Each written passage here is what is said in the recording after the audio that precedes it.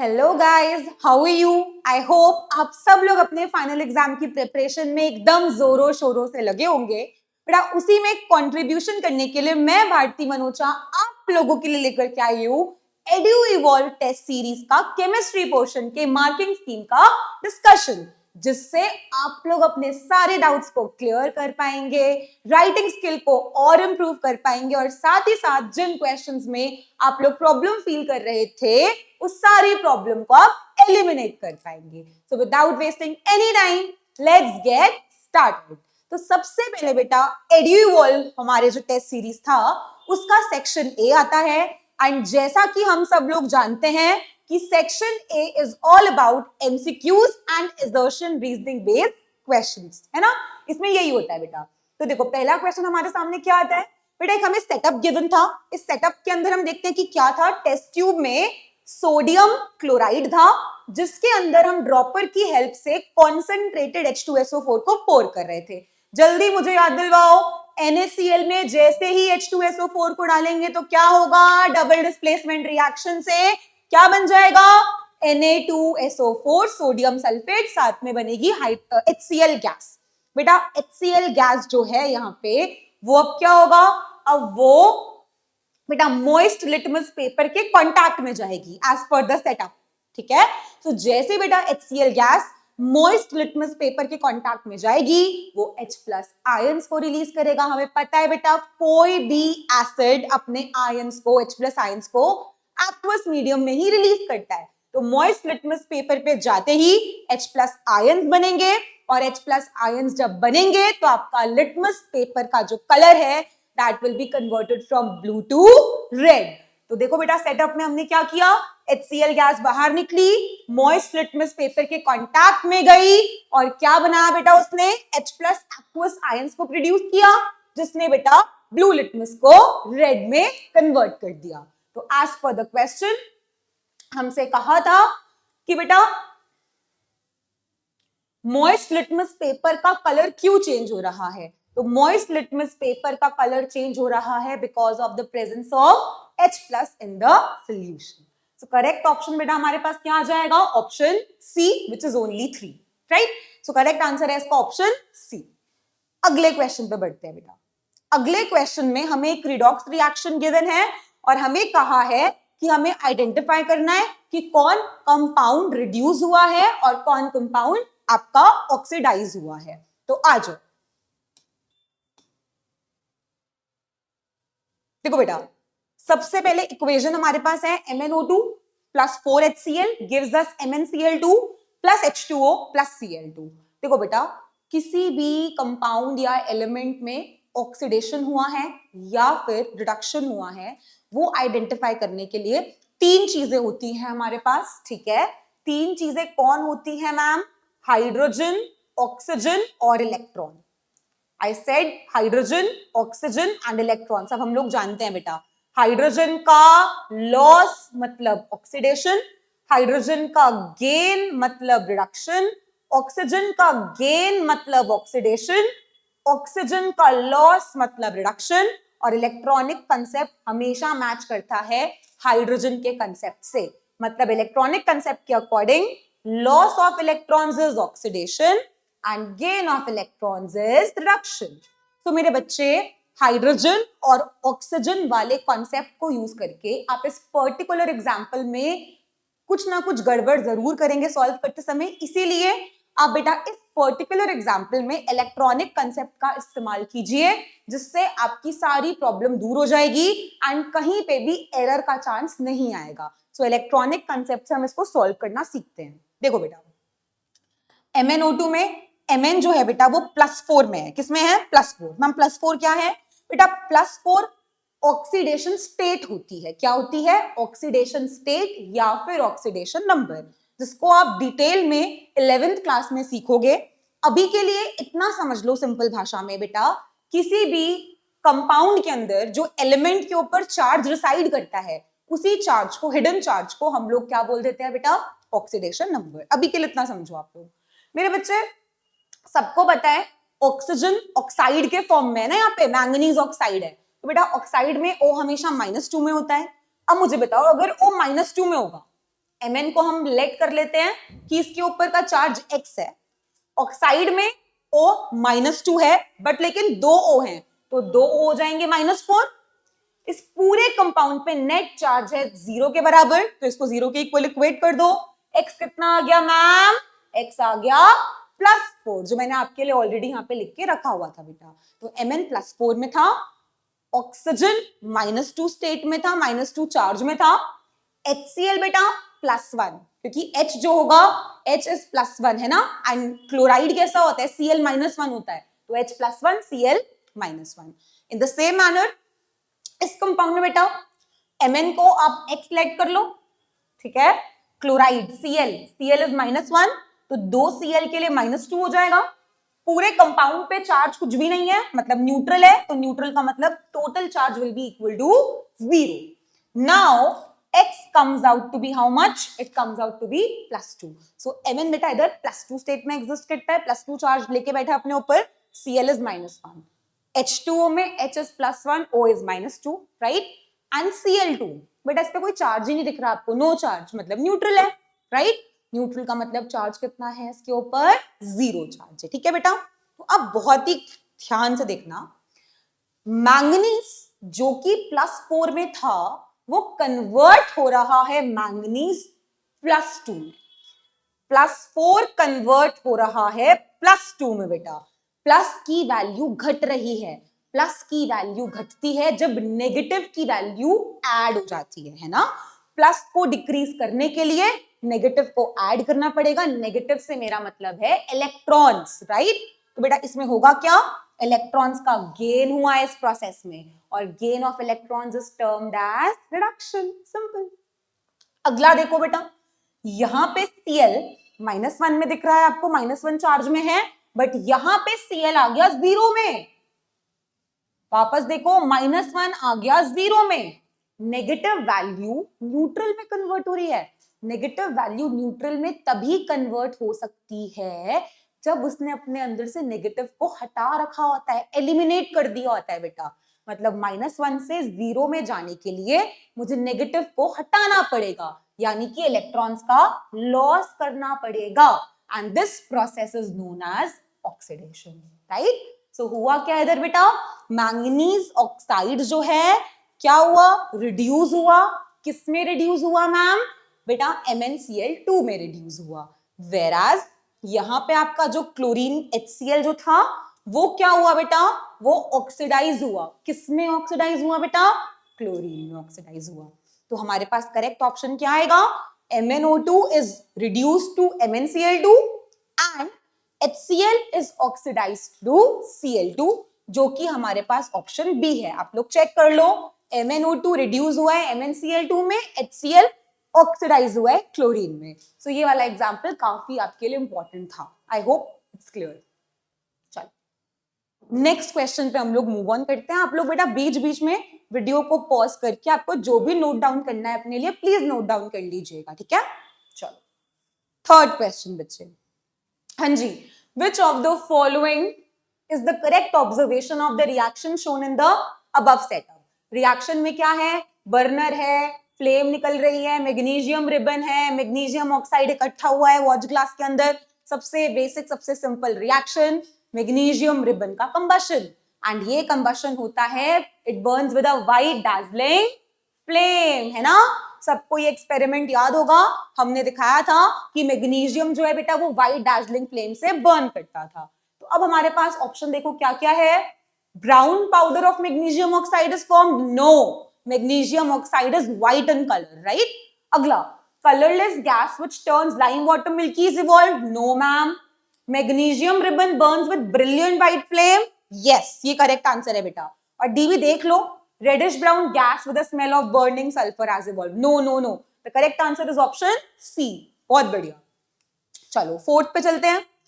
एक हमें table given है और क्या कहा है, with the reference to four gases CO2, CO, Cl2 and O2, which one of the options in the given table is correct? देखते हैं बेटा। ऑप्शन ए देखना, एसिडिक ऑक्साइड कार्बन मोनोऑक्साइड को मार्क किया हुआ है, नो, कार्बन मोनोऑक्साइड तो neutral होता है ना, तो ऑप्शन ए को काट दो। बी पे आओ, acidic oxide CO2, yes, non-metallic oxides are acidic in nature, Cl2 used in treatment of water, है ना, स्विमिंग पूल में भी क्लोरीन का इस्तेमाल करते हैं, है ना, और ट्रीटमेंट ऑफ वाटर में भी करते हैं बेटा। आगे product of respiration CO2, yes, respiration करने का जो प्रोडक्ट बनता है that is carbon dioxide gas. Product of incomplete combustion carbon monoxide, yes बेटा। तो हमारा करेक्ट ऑप्शन कौन सा हो जाएगा? Option B. बाकी आप देख लेना, कुछ ना कुछ गड़बड़ बाकी ऑप्शंस में होगी, तो करेक्ट ऑप्शन आ गया ऑप्शन बी। बहुत बढ़िया। फिफ्थ देखो बेटा, on placing copper coin in a test tube containing green ferrous sulfate solution, it will be observed that the ferrous sulfate solution, कुछ नहीं कर रहे हैं हम लोग कॉपर का एक कॉइन ले रहे हैं जिसको बेटा हम FeSO4 के सोल्यूशन में डाल रहे हैं। सब लोग जानते हैं copper is reddish brown in colour, FeSO4 is green solution, है ना।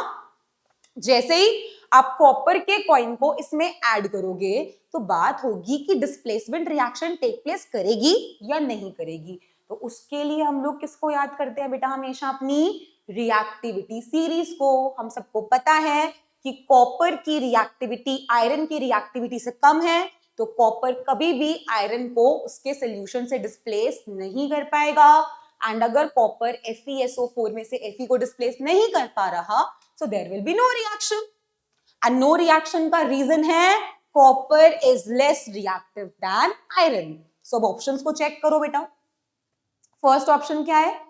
Turns blue and a grey substance is deposited. No ma'am, कुछ रिएक्शन जब टेक प्लेस कर ही नहीं रही है तो कोई नई चीज फॉर्म ही नहीं होगी। अगर नई चीज फॉर्म होगी ही नहीं तो जो भी कैरेक्टरिस्टिक्स बिफोर द रिएक्शन थे हमारे मिक्सचर के वही रहेंगे आफ्टर द रिएक्शन। तो ए गलत हो गया। B, turns colourless and the grey substance, no ma'am, turns colourless no. D option, remains green with no change in the copper coin. तो बेटा करेक्ट ऑप्शन कौन सा आ गया हमारे पास? Option D, because reaction take place करी ही नहीं है, राइट। बहुत ही बढ़िया। सिक्स देखना बेटा, Anita added a drop each of diluted acetic acid and diluted hydrochloric acid on pH paper and compared the colors. Which of the following is the correct conclusion? Option देखो बेटा, pH of acetic acid is more than that of hydrochloric acid. Yes ma'am, हम सबको पता है acetic acid एक weak acid होता है, hydrochloric acid एक स्ट्रॉन्ग एसिड होता है ना। हाइड्रोक्लोरिक एसिड HCl क्या है? स्ट्रॉन्ग एसिड, ठीक है। एसिटिक एसिड CH3COOH क्या है? वीक एसिड, बिकॉज बेटा इतने एक्वस मीडियम में ये अपने H+ आयंस में कंप्लीटली डिसोसिएट नहीं करता है, तभी ये वीक है। And pH and acidic strength are inversely proportional. So correct option is option A, जिसमें एसिटिक एसिड का pH क्या हो जाएगा? मोर हो जाएगा। बहुत ही बढ़िया। आप लोग प्लीज स्क्रीनशॉट या जो लिखना लिखते रहिए साथ साथ। नेक्स्ट देखो बेटा, हाँ, क्वेश्चन नंबर 7 देखना ध्यान से। Yes, what does this question say? The formulae of 4 organic compounds are shown below, choose the correct option. बेटा फर्स्ट कंपाउंड हमें ए गिवन है, इथीन दिख रहा है हमें साफ साफ। बी हमें क्या दिख रहा है? 2 कार्बन है, कार्बोक्सिलिक एसिड दिख रहा है, तो इथेनोइक एसिड है ये कौन है बेटा? हमारे पास इथेन है। डी हमारे पास कौन है? इथेनॉल। 2 कार्बन का अल्कोहल कौन होता है? इथेनॉल होता है। तो हमें ABCD 4 कंपाउंड्स गिवन है। अब कुछ ऑप्शन में से हमें चूज करना है। A and B are unsaturated hydrocarbons. A ये रहा, B ये रहा। अनसैचुरेटेड हाइड्रोकार्बन्स, बेटा ये तो अनसैचुरेटेड हाइड्रोकार्बन है, बट ये थोड़े है, ये तो फंक्शनल ग्रुप का अनसैचुरेशन है बेटा। हाइड्रोकार्बन में सिर्फ हाइड्रोजन और कार्बन होता है। यहाँ पे तो O भी दिख रहा है ना बेटा आपको, तो आपका ऑप्शन ए क्या हो जाएगा? इनकरेक्ट। बी देखो, C and D are saturated hydrocarbons. C and D, देखो बेटा C saturated hydrocarbon है, बट लेकिन बेटा D is not a hydrocarbon. Hydrocarbon मतलब होता है सिर्फ हाइड्रोजन और कार्बन, दैट्स इट। यहाँ पे एक्स्ट्रा ऑक्सीजन भी है, तो ये ऑर्गेनिक कंपाउंड है, बट ये हाइड्रोकार्बन की क्लास में नहीं आएगा बेटा। सो हमारा ऑप्शन बी भी इनकरेक्ट हो जाएगा। ऑप्शन सी देखो, addition of hydrogen in the presence of catalyst changes A to C. A को C में कन्वर्ट करने के लिए हाइड्रोजन को ऐड करते हैं in the presence of catalyst. निकल, याद है निकल, प्लैटिनम या फिर पैलेडियम, कुछ भी यूज कर सकते थे आप लोग। तो करेक्ट ऑप्शन कौन सा हो जाएगा मेरे बच्चे? Option C. आप रिएक्शन भी देख सकते हैं। इथीन में जैसे ही आप H2 ऐड करेंगे इन द प्रेजेंस ऑफ निकल, प्लैटिनम या फिर पैलेडियम, आपको बनके मिल जाएगा इथेन। ये था ए, ये है सी। इस रिएक्शन का नाम था हाइड्रोजनेशन रिएक्शन। बहुत ही बढ़िया, वेरी गुड। तो हमने सारे एमसीक्यूज कंप्लीट कर लिए हैं, अब एजर्शन रीजनिंग की बारी आती है। चलो एजर्शन ए 17th क्वेश्चन है, silver bromide decomposition is used in black and white photography. Yes ma'am, true है, सब लोग जानते हैं। Light provides energy for this exothermic reaction. Ma'am सबसे ज्यादा फोकस करने वाला वर्ड यहाँ पे जो है वो है एक्सोथर्मिक रिएक्शन। प्लीज बेटा आप मुझे बताओ, क्या कभी भी कोई भी डीकंपोजिशन रिएक्शन एक्सोथर्मिक हो सकती है? No, all the decomposition reactions requires energy, है ना। आप लोग प्लीज याद रखना बेटा, किसी भी चीज को तोड़ना, डिकम्पोज करने का मतलब क्या है? ब्रेक डाउन, उसके लिए आपको एनर्जी की रिक्वायरमेंट होती है। तो ये रिएक्शन एक्सोथर्मिक नहीं है, एंडोथर्मिक है। इसका मतलब रीजन है इनकरेक्ट, एजर्शन है करेक्ट। तो देख लो क्या करेक्ट ऑप्शन बैठेगा बेटा, A is true but R is false, so answer is option C. ठीक है, चलो बहुत ही बढ़िया बेटा। इसके बाद हम लोग आते हैं अपने सेक्शन बी पे। सेक्शन बी का जो पहला क्वेश्चन हमारे सामने है that is the right the names of the following compounds. भैया सबसे आसान काम, ऑर्गेनिक मॉलिक्यूल्स गिवन है 4, इनका हमें आयुपैक सिस्टम के अकॉर्डिंग नॉमेनक्लेचर करना है। देखो बेटा फर्स्ट कंपाउंड चेक करो, कार्बन गिन लिया करो पहले हमेशा, 1 2 3 4 5, तो ये 5 कार्बन की पेरेंट चेन, साथ में बेटा फंक्शनल ग्रुप भी लगा हुआ है carboxylic acid, C double bond OH is carboxylic acid. 5 के लिए रूट नेम हम क्या यूज करते थे? Paint. Carbon carbon single bond के लिए एन, और इस फंक्शनल ग्रुप के लिए हम लोग क्या यूज करते थे? Suffix oic acid. तो नाम क्या बन जाएगा? Pentanoic acid, right. नेक्स्ट बहुत सिंपल है, 4 कार्बन में ट्रिपल बॉन्ड दिख रही है आपको, तो क्या बनेगा? ब्यूटाइन। 4 कार्बन के लिए ब्यूट, ट्रिपल बॉन्ड के लिए आइन। Very good. नेक्स्ट बेटा देखो कार्बन गिनते हैं, 1 2 3 4 5 6 एंड 7, 7 कार्बन हैं। साथ में एक फंक्शनल ग्रुप भी दिख रहा है which is C double bond OH, मतलब ये आपके लिए कौन है बेटा? एल्डिहाइड ग्रुप है। ठीक है, तो 7 कार्बन के लिए हेप्ट यूज करते हैं, है ना।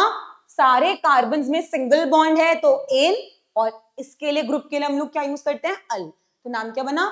हेप्टेनल। बहुत ही बढ़िया। नेक्स्ट देखो, 1 2 3 4 5, 5 कार्बन हैं, ठीक है। लास्ट में मतलब इधर इस वाले कार्बन पे आपके लिए OH ग्रुप लगा हुआ है। सो 1 2 3 4 5, 5 कार्बन की स्ट्रेट चेन हो गई, पेंटेन ऑल नाम बन गया। अल्कोहल के लिए हम क्या वर्ड यूज करते हैं? सफिक्स ऑल यूज करते हैं। तो डायरेक्टली चारों का नाम पूछा गया था हमसे। बेटा इसमें ना क्वेश्चन में और पार्ट भी था, तो और पार्ट को भी मैं डिस्कस कर लेती हूँ। हाँ जी, और पार्ट में क्या है देखते हैं। Kirti added dilute hydrochloric acid to 4 metals and recorded her observations as shown in the given table below. Metal gas evolved. Copper में डाला बेटा तो यहाँ पे गैस इवॉल्व हुई है, आयरन में गैस इवॉल्व हुई है, मैग्नीशियम में गैस इवॉल्व नहीं हुई है, जिंक में गैस इवॉल्व हुई है एज पर कीर्ति। ठीक है, select the correct observations and give the chemical equations of the reaction involve. पहले तो सब लोग शांति से काम करेंगे, हम सबको ये वाली बात पता है, एसिड में जैसे ही मेटल को डालेंगे हमारे पास क्या होता है? मेटल सॉल्ट का फॉर्मेशन होता है मैम, और हाइड्रोजन गैस जो होती है वो इवॉल्व होती है, राइट। अब मेरे बच्चे आपको ये वाली बात भी याद थी कि ये डिस्प्लेसमेंट रिएक्शन ही तो है ना। और डिस्प्लेसमेंट रिएक्शन तभी टेक प्लेस करती है जब डिस्प्लेस करने वाला एलिमेंट डिस्प्लेस होने वाले एलिमेंट से ज्यादा रिएक्टिव होगा। अब देखो हमारे पास यहां पे जो मेटल्स थे वो कौन कौन थे बेटा? Copper, iron, magnesium and zinc. ठीक है, अब जैसे ही बेटा आप कॉपर के अंदर HCl को ऐड करोगे तो यहाँ पे कॉपर को H को डिस्प्लेस करना पड़ेगा, बट लेकिन वो नहीं कर पाएगा क्योंकि copper is less reactive than hydrogen. आप अपनी रिएक्टिविटी सीरीज के थ्रू रेफर करो इसको, है ना। तो हाइड्रोजन की रिएक्टिविटी जो है बेटा वो क्या है? कॉपर की रिएक्टिविटी से ज्यादा है। दैट इज वाई कॉपर कभी भी HCl गैस में से H2 को लिबरेट या डिस्प्लेस नहीं कर पाएगा। सो कीर्ति मैडम ने तो लिख दिया है यस, तो बेटा इसका मतलब ये वाली ऑब्जर्वेशन कैसी है? इनकरेक्ट ऑब्जर्वेशन है। ठीक है, so this is an incorrect observation. क्योंकि copper plus HCl there will be no reaction because copper is less reactive than hydrogen. Next है आयरन. आयरन में HCl को ऐड किया है तो बेटा आयरन जो है इसकी रिएक्टिविटी हाइड्रोजन की रिएक्टिविटी से क्या होती है, ज्यादा होती है. So reaction will take place, मतलब गैस इवॉल्व होगी. तो करेक्ट आंसर है ये. यस, हाइड्रोजन गैस बनेगी. Magnesium plus HCl. बेटा मैग्नीशियम की भी रिएक्टिविटी हाइड्रोजन की रिएक्टिविटी से ज्यादा होती है. इसका मतलब मैग्नीशियम भी ये रिएक्शन को शो करेगा. बट कीर्ति मैडम ने लिख दिया नो. तो कीर्ति मैडम की ये ऑब्जर्वेशन कैसी है, इनकरेक्ट है. Next is zinc. Zinc plus HCl. Zinc is also again more reactive than hydrogen. So ये रिएक्शन भी टेक प्लेस करेगा. और कीर्ति मैम ने इसका आंसर यस लिखा है. तो मतलब कीर्ति मैम की दो ऑब्जर्वेशंस यहाँ पे जो है वो करेक्ट है और दो कैसी हैं, इनकरेक्ट हैं. हमसे पूछा गया है करेक्ट ऑब्जर्वेशंस बताओ एंड रिएक्शंस भी लिखो जो जो होंगी. सो करेक्ट ऑब्जर्वेशंस कौन सी होंगी, आयरन एंड जिंक वाले केस की. एंड उनकी हम रिएक्शंस कैसे लिखेंगे हम सब लोग ऑलरेडी जानते हैं. Iron plus HCl gives you FeCl2, है ना, साथ में hydrogen gas. Similarly zinc plus HCl से क्या मिलेगा, जिंक क्लोराइड, साथ में again hydrogen gas. Right. So ये हमारा क्वेश्चन को सॉल्व करने का तरीका था. चलो, सो सेक्शन बी में इतना ही था. सेक्शन सी की बात करते हैं. सेक्शन सी को देखो, 27th क्वेश्चन हमारे सामने है बेटा. Zinc granules were added to zinc sulfate, copper sulfate, aluminium sulfate and iron sulfate solutions are shown below. Based on the given information, in which test tubes would you observe the deposition of metal on zinc? Give reason for your answer. देखो बेटा, पहले समझ लो, बहुत ही basic सी बात है. Zinc को आपने डाला है जिंक सल्फेट में, भैया तो क्या फर्क पड़ेगा, कुछ होगा ही नहीं. ये यहाँ पे कहानी आएगी डिस्प्लेसमेंट रिएक्शन की बेटा, कि डिस्प्लेसमेंट रिएक्शन पॉसिबल है या नहीं है. अरे यहाँ पे जिंक सल्फेट में जिंक डाल दिया, क्या होगा, कुछ होगा ही नहीं. इधर देखो बेटा, कॉपर सल्फेट में आपने जिंक डाल दिया तो बेटा आपको पता है zinc is more reactive than copper. अगर zinc is more reactive than copper then zinc can displace copper. तो यहाँ पे क्या होगा, जिंक कॉपर को यहाँ से धक्का मार देगा और फॉर्म कर लेगा जिंक सल्फेट, साथ में कॉपर बच जाएगा अकेला. Next third, aluminium sulfate and zinc.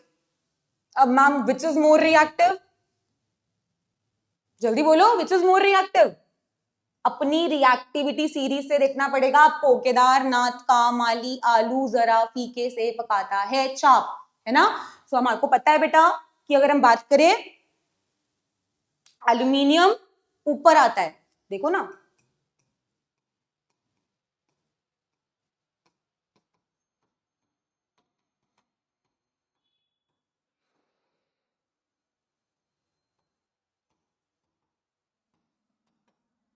ये सीरीज है बेटा. तो हमारे पास एल्यूमिनियम की रिएक्टिविटी जो है वो जिंक की रिएक्टिविटी से क्या है, ज्यादा है. तो इसमें less reactive element more reactive element को डिस्प्लेस नहीं कर पाएगा. So there will be no reaction. No reaction यहाँ पे भी थी, नो रिएक्शन यहाँ पे भी हो गई और यहाँ पे रिएक्शन टेक प्लेस कर जाएगी. नेक्स्ट, FeSO4 में आपने जिंक को डाल दिया. देखो जिंक पहले आ रहा है, Fe बाद में आ रहा है, मतलब zinc is more reactive then iron. इसका मतलब बेटा यहाँ पे भी रिएक्शन टेक प्लेस कर जाएगी एंड यहाँ क्या बन जाएगा, zinc sulphate and Fe will be left over. Displacement reaction यहाँ पे भी टेक प्लेस करेगी. तो अब बेटा देखो हमें क्या कहा था फर्स्ट पार्ट में, in which test tubes would you observe the deposition of metals on zinc, give reason. तो समझ में आ गया होगा आपको, सेकेंड एंड थर्ड में, right, sorry second and fourth में. So there will be deposition of metal zinc in test tube second and test tube fourth. बेटा मैंने रीजन पूरे को एक्सप्लेन कर दिया है, इसको एक बार आप लोग ध्यान से देख लो, ठीक है. और बेटा प्लीज हमेशा आपको एक्सप्लेनेशन में केमिकल रिएक्शंस इन्वॉल्व दिखानी जरूरी है. तो आप लोग प्लीज केमिकल रिएक्शन को दिखा के आना हमेशा. तो जिंक ने कॉपर सल्फेट से रिएक्ट करके कॉपर को डिस्प्लेस करके क्या फॉर्म किया, zinc sulphate. And same in the case of iron. तो जिंक सल्फेट साथ में Fe will be left over, right. So ये हमारे पास इसका पूरा एक्सप्लेनेशन था. फिर बेटा सेकंड पार्ट में हमसे क्या पूछा है, arrange zinc copper aluminium and iron in the increasing order of their reactivity. So आप अरेंज कर दो बेटा. बताइए आपको ऑलरेडी मोस्ट रिएक्टिव सब में से कौन है अभी जो हमें गिवन है, एल्यूमिनियम, उससे कम रिएक्टिव जिंक, फिर आयरन, और least reactive will be the copper in this case, right? आप लोग प्लीज स्क्रीनशॉट लेकर के इसको ठीक से पढ़ भी लेना बेटा एक बार, या पॉज कर लेना वीडियो को. Great. Moving on to question number 28. देखते हैं क्वेश्चन क्या बोलता है. अगेन एक सेटअप गिवन है, ठीक है, जिसमें हमने ब्राइन का इलेक्ट्रोलिसिस करा है. ब्राइन के इलेक्ट्रोलिसिस का इस्तेमाल हमने किया था सोडियम हाइड्रोक्साइड यानी कि कॉस्टिक सोडा के प्रेपरेशन में, और इस प्रोसेस का नाम था chlor alkali process, which is very important. ठीक है. अब बेटा फर्स्ट पार्ट में क्या बोलता है? Identify the gases evolved at the anode and cathode in the above experimental setup. भैया पता ही है ना बेटा आपको. यहां पे आपके पास ब्राइन में कौन कौन था बेटा?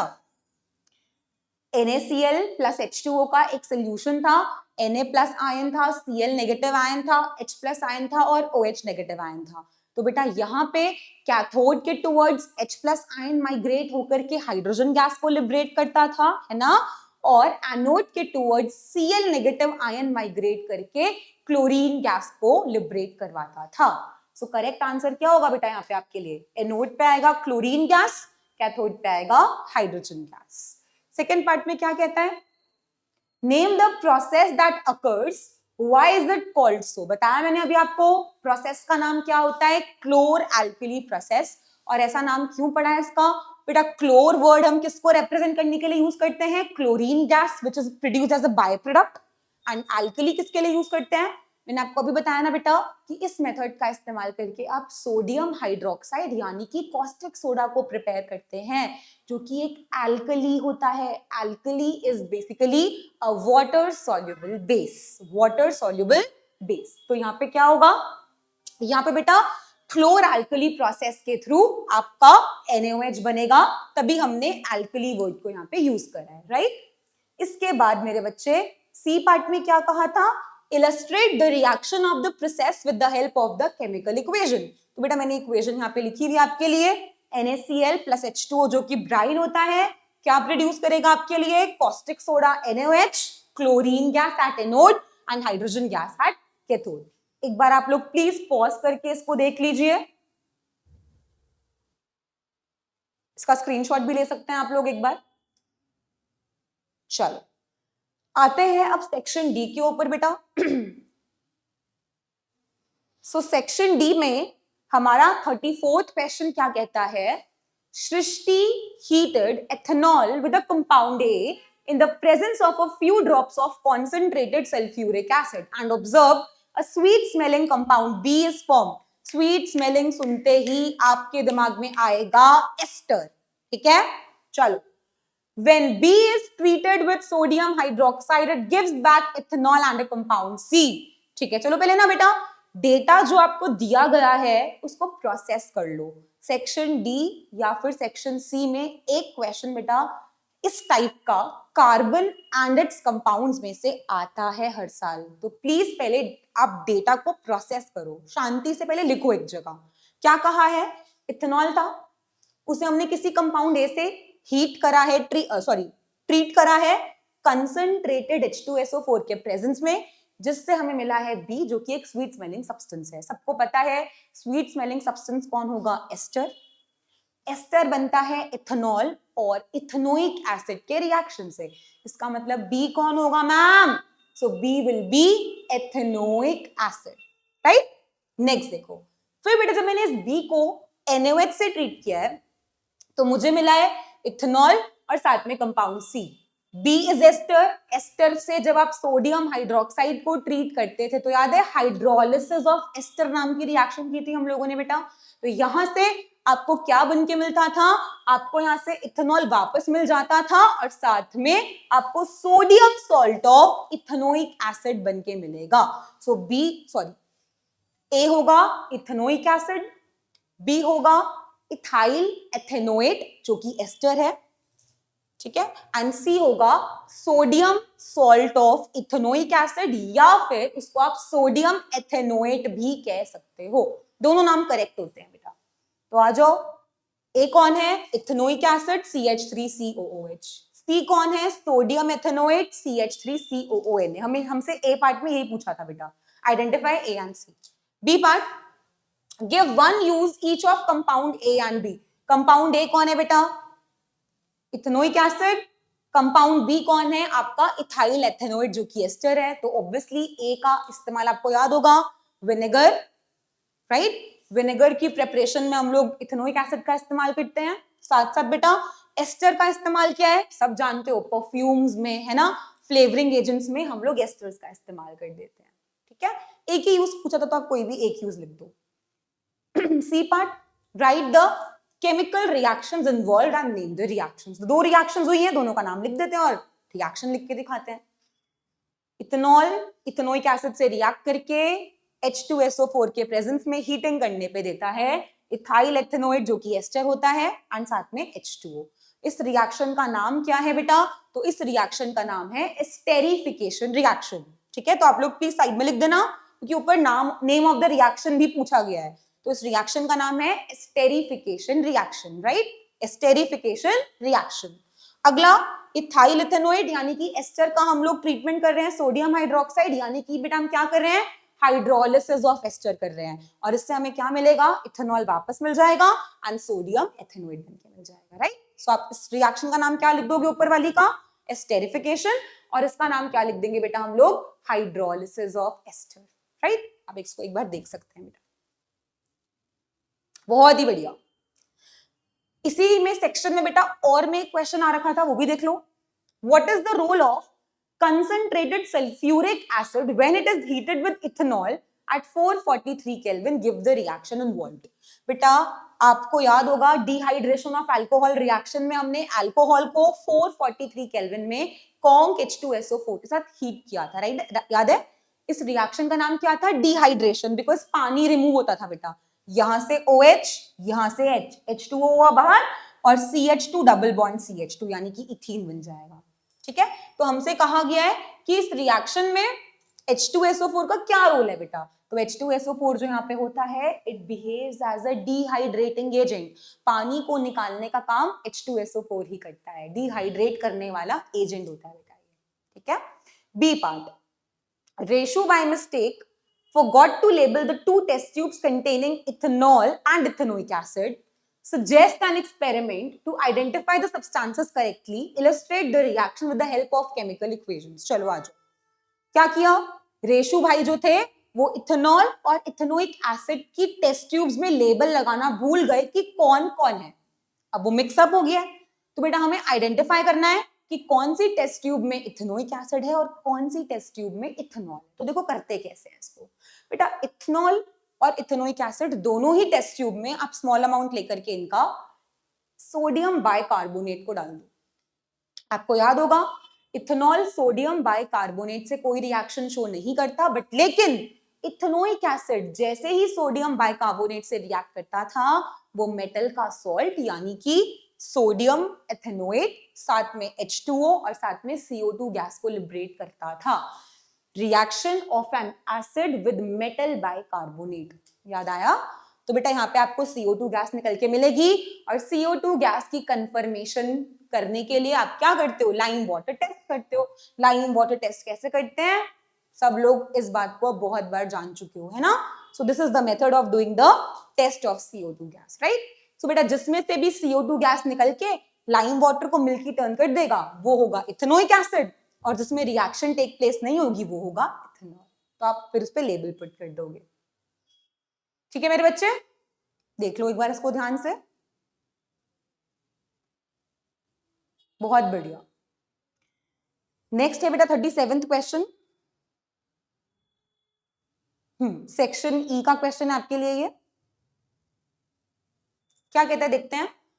Two students decided to investigate the effect of water and air on iron objects under the identical experimental conditions.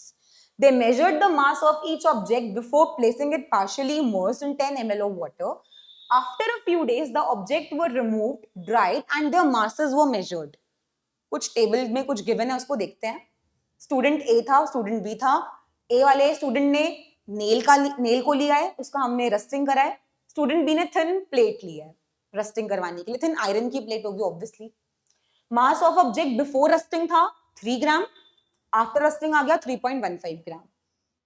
Thin plate का मास था बिफोर रस्टिंग 6 ग्राम, आफ्टर रस्टिंग आ गया बेटा 6.33 ग्राम। मैम पहले तो मास बढ़ क्यों रहा है? बेटा इनका मास बढ़ रहा है because of the process of rusting. पहले बिफोर रस्टिंग हमारे पास सोल मेटल था बेटा, मेटल था, बट रस्टिंग के बाद उस मेटल का क्या बन गया है? ऑक्साइड बन गया है, फेरोसोफेरिक ऑक्साइड, सॉरी नॉट फेरोसोफेरिक ऑक्साइड, आपके लिए क्या बना है बेटा यहाँ पे? फेरिक ऑक्साइड बनता है, Fe2O3 बन जाता है, राइट? तो Fe2O3.XH2O, I am sorry, Fe2O3.XH2O ferric oxide बन गया है ना। तो बेटा जैसे ही फेरिक ऑक्साइड बनेगा वैसे ही क्या होगा? वैसे ही आपका मास ऑफ द सिस्टम बढ़ जाएगा। तो मास इनका बेटा क्या हो रहा है? इंक्रीज हो रहा है, ठीक है। इसके बाद ए पार्ट में कहा है what might be the reason of the varied observations of the two students. पहले तो मैंने आपको क्या कहा?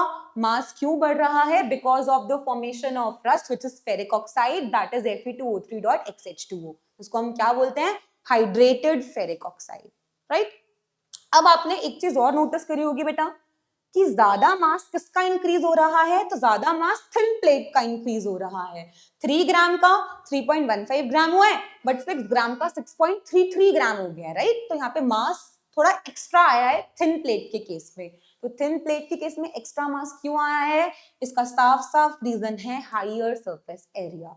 तो थिन प्लेट का सरफेस एरिया ज्यादा होएगा बेटा, तो सरफेस एरिया ज्यादा होने से मोर एंड मोर आयरन के जो एटम्स हैं they will get exposed to the air and moisture, that is why मेरे बच्चे यहाँ मास का रीडिंग आपको ज्यादा दिखने को मिलेगा, राइट। सो फर्स्ट का ये आपको आंसर लिखना है। सेकेंड पार्ट में क्या कहता है?